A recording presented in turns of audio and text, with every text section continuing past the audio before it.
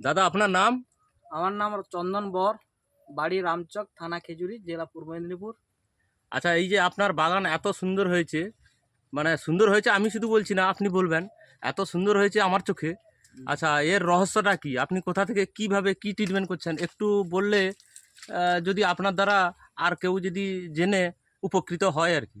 আমরা প্রথমে গত বছর মোটামুটি ইউটিউবে আমরা দেখেছিলাম দেবীচকে বিলাসদার বাড়ির মানে একটা থেকে ইউটিউবের চ্যানেল থেকে ভিডিও দেখে মোটামুটি ওখান থেকে ওনার বাড়ি দেখে আমরা খাবারের প্রতি এতটা ইন্টারেস্ট হয়ে গেছিলাম এবং মানে কন্ট্যাক্ট ওখান থেকে নিয়ে নিয়েছিলাম যে কখন ফোন করব বিলাসদার কাছে।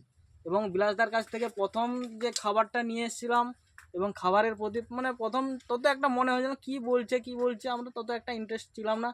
পরে যখন এক দুবার যখন আমরা এই মানে খাবারটা যত ইউজ করেছি, তারপর আমরা দেখেছি যে গাছের গেট আপটা কীরকম চেঞ্জ হয়েছে এবং উপর নিচে প্রত্যেকটা গাছের যেটা কন্টিনিউটি একটা মানে ভাব আছে, যেটা প্রথম থেকে শেষ পর্যন্ত গাছের গেট আপটা একদম একই আছে এবং বাজারে মার্কেটে মোটামুটি অ্যাভেলেবল মানে গেলে মোটামুটি একটা মার্কেট পাওয়া যায়, এই ভরসা আমরা যেতে পারি। এবং গাছের মানে গ্রোথ এবং চেয়ার ফাংশন প্রত্যেকটা এতে দেখবে চেয়ার ফাংশন খুব ভালো। ওই চেয়ার ফাংশনটা দেখান তো।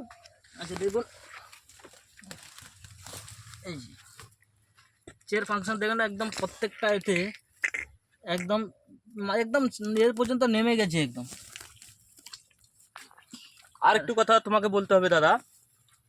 আচ্ছা, ওই যে আপনার 250 গ্রামের কৌটা, এতেই আপনাকে ভরসা করতে হবে। ওটাই আমাদের ভরসা করতে হবে যে এতে কাজ হবে। প্রথমে মনে হচ্ছিল যে কি দিচ্ছে এগুলো, কি দিচ্ছে, আমরা ওটাই মানে প্রথমে ডাউট ছিল যে কি হচ্ছে, যেটা আমরা রাসায়নিকের 1 কিলো করে সার মারতাম, প্যাকেট সার বা এমনি রাসায়নিক জাতীয় সার মারতাম, সেটা ততটা একটা যেরকম মানে মনে হতো যেন এটা তার তুলনায় অনেকটাই কম। কিন্তু এই 250 গ্রাম প্যাকেটে বা কৌটাতে অনেকটা স্যাটিসফাই একবার। এই ধরুন পিডন, অ্যাজোডন সিপি, মাইক্রোড্রন, এই যে 250 গ্রামগুলো কন্টিনা, এইগুলোতে ভরসা করে আপনাকে প্রথম ভরসা হচ্ছিল না, ভয় হচ্ছিল যে বোধহয় পয়সাগুলো আমার মাঠে মারা যাবে। না, এটা একদম ভরসাযোগ্য, একদম মানে বিশ্বাস এসে গেছে। এখন আমরা মানে রাসায়নিক মারতে চাইছি না, আর এমন অবস্থায় পৌঁছে গেছি আমরা যে রাসায়নিক মারতে চাইছি না। আর এই যে সিজন জটা একটা, যেটা ভাদ্রের জটা চাষি বন্ধু সবাই জানে যে একটা জটা হয়, গরমে একটা জ্যৈষ্ঠ মাসে জটা হয়, তার সম্পর্কে একটু বলুন। জটা দেখুন, এই এশিয়াডন বায়োকারের এই এতে জটার কিছু একটা ইফেক্টিভ আমাদের কোনো গাছেই পড়েনি। প্রত্যেকটা গাছ দেখবেন প্রথম থেকে শেষ পর্যন্ত প্রত্যেকটা গাছের কোনো জটার কোনো ইফেক্ট পড়েই নি আমাদের। প্রত্যেকটা দেখবেন কোনো জটার কোনো নেই, কোনো পাতা কুঁকড়ে আছে বা পাতা মুড়ে আছে, কোনো কিছু নেই। প্রথম থেকে শেষ পর্যন্ত গাছের কোয়ালিটি একদম ঠিক আছে। আর সর্বসাকুল্যে আর একটা কথা বলুন তো, যে এই যে সাইড ইফেক্ট বিষয়টা, সারের যেমন চোট লেগে যাওয়া, চোট হয়ে যাওয়া, খাড়ি পচে যাওয়া, তার সম্পর্কে একটু বলুন দাদা।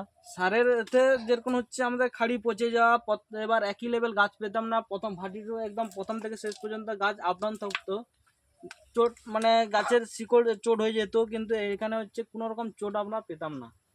এবং প্রত্যেকটা গাছ অ্যাভেলেবল একই মাপের যেটা রাসায়নিকে হলে কি হতো, আপ ডাউন হতো। আচ্ছা, দাদার কাছে আমার একটা অনুরোধ